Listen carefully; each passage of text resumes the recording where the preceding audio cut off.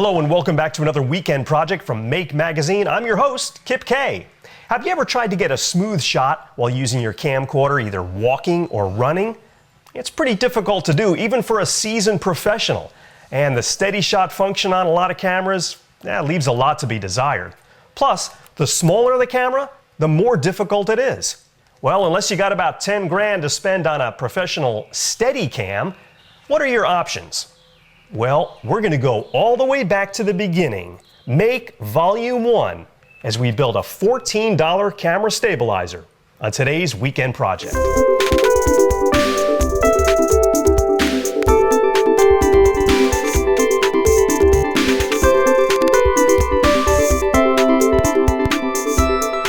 build the $14 video camera stabilizer by Johnny Lee, you'll need a 5-pound barbell weight.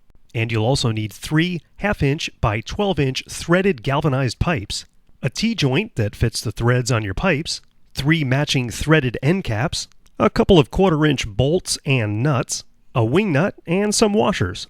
As far as tools, you'll need a hammer, a pair of pliers, a straight screwdriver, a drill and a 1/4-inch drill bit, and of course safety goggles. Making the handle is easy enough. Take one of the 12-inch pieces of galvanized pipe, screw on the T-fitting on one end, and on the other end, screw on the end cap. Don't torque these down completely tight because you may want to experiment with different size pipe later on.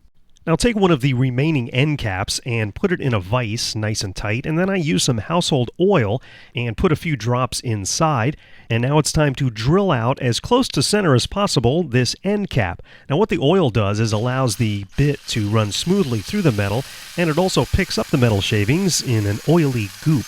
And then repeat this procedure with the other end cap.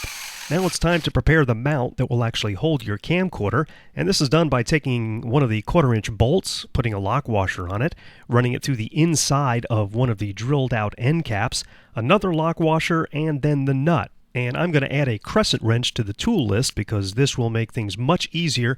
Hold the end cap with the wrench and then tighten the nut nice and tight using the crescent wrench.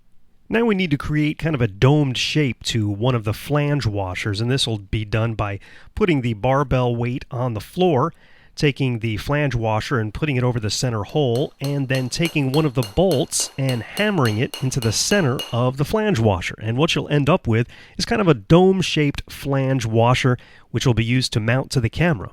Okay, we are almost finished. It's time to assemble the base, and that's done by taking one of the 1/4-inch bolts, putting it through a flange washer, and then putting that into our barbell hole, putting a flange washer on the other end, running our other drilled out end cap through that bolt with a lock washer and a nut.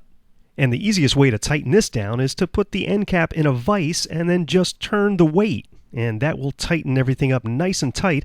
And the idea behind this is to kind of suck the bolt head into the washer and make it flush so it doesn't stick out.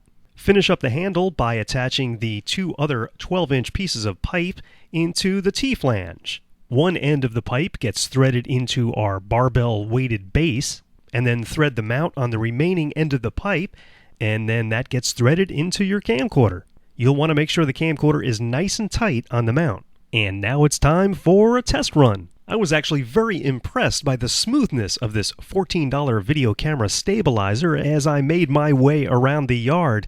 The moves were amazingly smooth and steady. Now again, you can modify this by using different weight and different size pipes. Well, there's how to make a $14 video camera stabilizer. We'll see you next time with another weekend project.